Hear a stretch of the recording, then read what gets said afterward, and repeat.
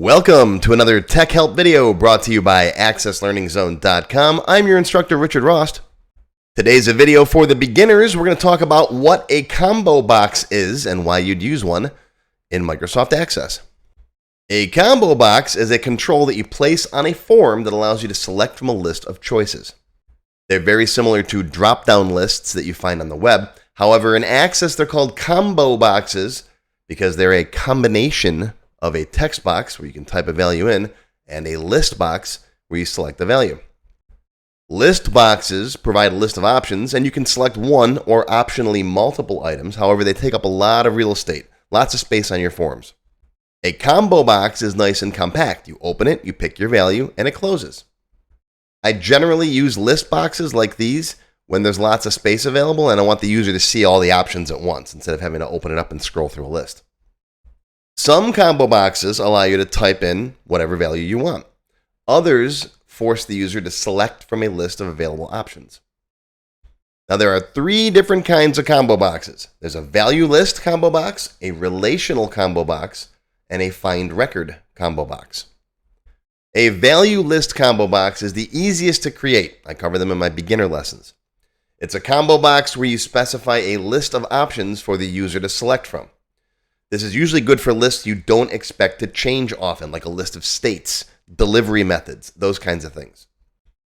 A relational combo box is a combo box that's filled with data from another related table. These are used to select data that can change in real time.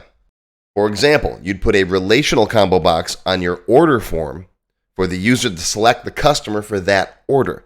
Then the customer ID comes from the customer table and it gets stored in the order table. And finally, we've got a find records combo box. You can use these to select an item from the combo box to find records based on that selection. So you drop down the list, you pick the last name Picard, and it takes you right to Jean-Luc. The easiest way to create a combo box is to use the combo box wizard, which you will find on the ribbon in form design mode. Just open up your toolbox, pick a combo box, and that wizard should start right up. And you can see the three different options right there, right? Combo box to get the values from another table or query, that's relational.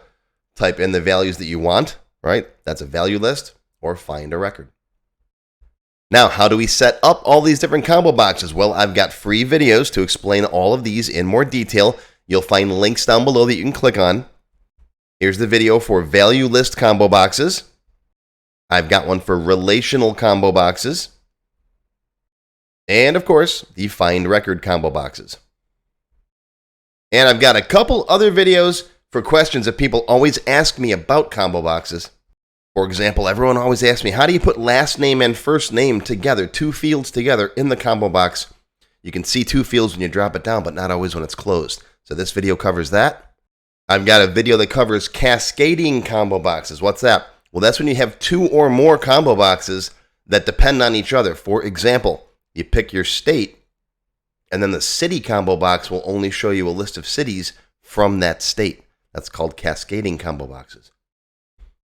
I've got a video on how to use the list items edit form. That's where you can make a little button you can click on and it'll open up a form so your user can add items to the list very easily. I've got tons of different videos on combo boxes. Just visit my website, use the search box and type in combo and you'll see I got about 30 of them. These are just the popular ones. And if you want to learn more, I cover the value list and find record combo boxes in my Access Beginner Level 8 class. And in Access Expert Level 1, we start covering relational database concepts, including relational combo boxes. Ooh, ah. But there you go. That's what combo boxes are and why you'd want to use them. I hope you learned something today. Live long and prosper, my friends. I'll see you next time. If you enjoyed this video, please give me a thumbs up and post any comments you may have below. I do try to read and answer all of them as soon as I can. Make sure you subscribe to my channel, which is completely free. Click the bell icon and select all to receive notifications when new videos are posted. Want to learn more? Click the Show More link below the video to find additional resources and links. YouTube does a pretty good job of hiding it. It's right down there. See this part of the description here, right? The name, the video's up here. There's a little Show More down there, right down the bottom. It's kind of hard to find. But once you click on that, you'll see a list of other videos, additional information related to the current topic, free lessons, and lots more.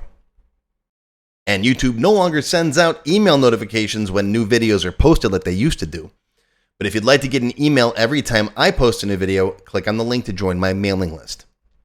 And you can pick how frequently to get emails from me, either as they happen, daily, weekly, or monthly. Now, if you'd like to become a paid member of my channel and receive all kinds of awesome perks, click on the Join button. You'll see a list of all the different membership levels that are available, each with its own special perks, including my extended cut videos, access to my code vault, lots of VBA source code in there, template downloads, and lots more. I'll talk more about these perks at the end of the video. Even if you don't want to commit to becoming a paid member and you'd like to help support my work, please feel free to click on the tip jar link. Your patronage is greatly appreciated and will help keep these free videos coming. I got some puppies to feed. But don't worry, no matter what, these free tech help videos are going to keep coming. As long as you keep watching them, I'll keep making more, and they'll always be free. Now, if you really want to learn Access and you haven't tried my free Access Level 1 course, check it out now. It covers all the basics of Microsoft Access, including building forms, queries, reports, and more.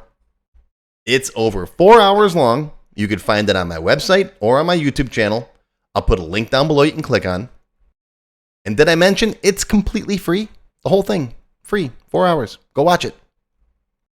And okay, a lot of you have told me that you don't have time to sit through a 4-hour course. So I do now have a quicker Microsoft Access for Beginners video that covers all the basics faster in about 30 minutes. And no, I didn't just put the video on fast forward. But I'll put a link to this down below as well. Now, if you like level 1, level 2 is just $1. That's it, $1. And that's another whole 90-minute course. Level 2 is also free for paid members of any level, including supporters. So if you're a member, go watch level 2. It's free.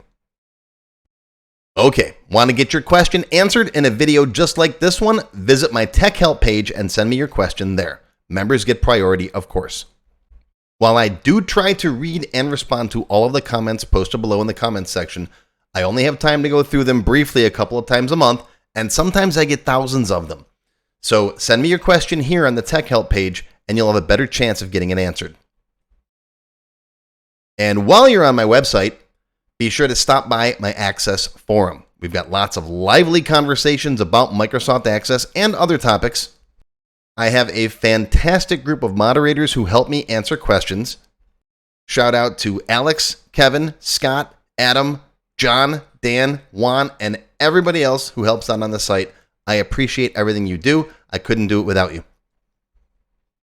Be sure to follow my blog, find me on Twitter, and of course on YouTube. Yeah, I'm on Facebook too, but I don't like Facebook. Don't get me started. Now, let's talk more about those member perks if you do decide to join as a paid member. There are different levels: Silver, Gold, Platinum, and Diamond. Silver members and up get access to all of my extended cut tech help videos, one free beginner class every month, and some other perks.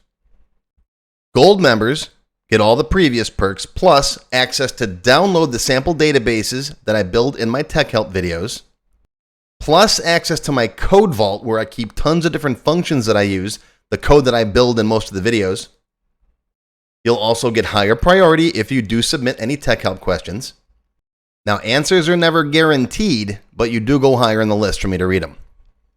And if I like your question, you got a good chance of it being answered. You'll also get one free expert level class each month after you've finished the beginner series. Platinum members get all the previous perks plus even higher priority for tech help questions. You get access to all of my full beginner level courses for every subject. And I cover lots of different subjects like Word, Excel, VBA, ASP, lots of different stuff, not just Access. These are the full-length courses found on my website. You get all the beginner ones. In addition, once you finish the expert classes, you get one free developer class per month. So lots of training. And finally, you can also become a Diamond sponsor. You'll have your name or your company name listed on a sponsors page that will be shown on each video as long as you're a sponsor. You'll get a shout out in the video and a link to your website or product in the text below the video and on my website. So that's it. Once again, my name is Richard Rost. Thank you for watching this video brought to you by accesslearningzone.com. I hope you enjoyed. I hope you learned something today. Live long and prosper, my friends. I'll see you again soon.